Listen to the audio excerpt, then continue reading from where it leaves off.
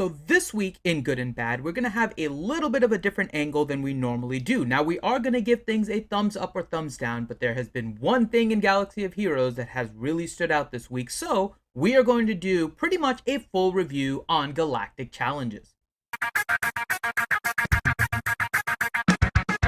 Hey everybody, Finity from Reality Skewed Gamers here, and we are going to talk about Galactic Challenges. Now, we've had Galactic Challenges in this game now for just a few days. It is the first release, and this is the first real new content that we are getting to this game. Now, we did have a post about it in the forums, and we got a little bit of idea of what is in this new title update. And these Galactic Challenges are supposed to be pretty big. It is a new feature, as they call it, and they feature the Death Star a lot on their images. Now, there is a reason I'm bringing this up, and we'll talk about it here as we go through it. What it is right now is they're releasing it in an exhibition phase, which is basically a public beta test. Now, as we go through this, we get a little bit more description about it. We got some updates with the TIE Bomber going into a hard node, but we are going to delve into a lot about what the Galactic Challenges are. Now, in the Road Ahead post, we did talk about this previously, about what was entailed here, and of course the exhibition season being a way for them to test things out. We got a schedule about the Galactic Challenges, and we understood now what they were trying to do. They're trying to test out not only the mechanics within the Galactic Challenges, like the different buffs, whether it's environmental, player buffs, or enemy buffs, but they're also trying to test out the timing. Now, there isn't a lot for me to show on the screen here, so I'm just going to shift back to the other image because we're going to give this a thumbs up or a thumbs down here all at once.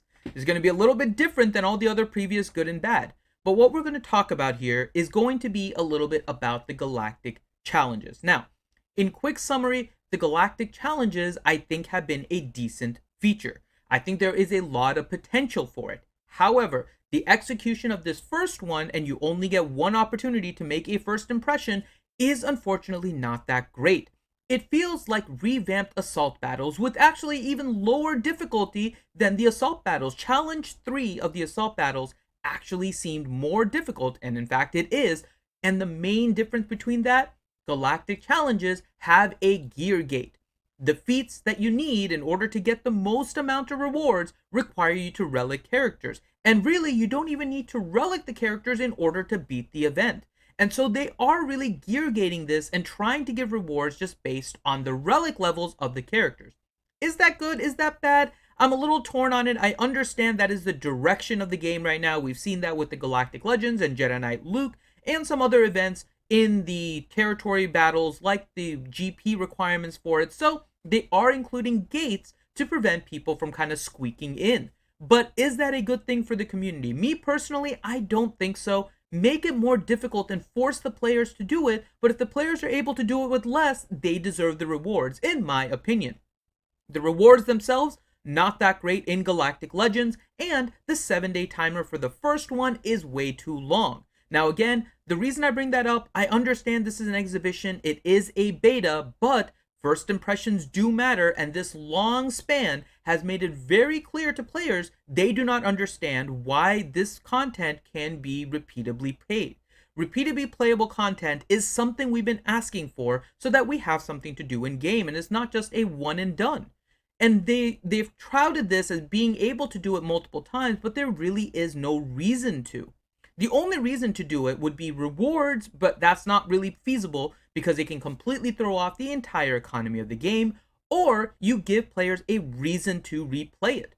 Now, right now, there really isn't a reason to replay it because in the Tatooine one that we got, the Tatooine one now has a Grievous team on there that introduces a 6th droid that has nothing to do with anything in the game, nor are we fighting 6 characters in any scenario in the PvP competitive arena like Squad Arena or Territory Wars or GAC. So if they made this more realistic teams with harder difficulties and made this truly a challenge, we could potentially use this as a practice mode in order to practice things against particular teams. Now, it's not going to be a perfect sandbox mode because there are the buffs involved here, but it would be the closest thing that we have in this game, especially since CG has said that they do not want to create a sandbox mode. Keep in mind also, the reason they said they did not want to create a sandbox mode is because they said the players would not replay this. They believed that they would play it for a little while and then end it. So our reaction to the Galactic Challenges could be some sort of impetus for them to actually create a sandbox mode. If we show interest in the repeatability here, they may create a sandbox mode. If they find here that we're not using it, they may not. I don't know if that's the way they're thinking, but it is quite possible. So with that in mind, I have to give the overall impression of Galactic Challenges a thumbs down. This is bad. So that is the main thing of the week. So we're just going to transition right into it. That means that overall, this week is getting a thumbs down. Dr. Finn, medicine woman, I've got a bad case of the SWGOH blues. And basically the reason is that this did not live up to the hype that they were kind of promoting it to be. It went from being this new feature that may bring some life into the game to glorified assault battles. Now, is this the end product of the Galactic Challenges? Of course not. This is effectively a public beta. It is their exhibition. We've seen similar things with Grand Arena when they did this, and the Grand Arena Championships turned out to be a much better product.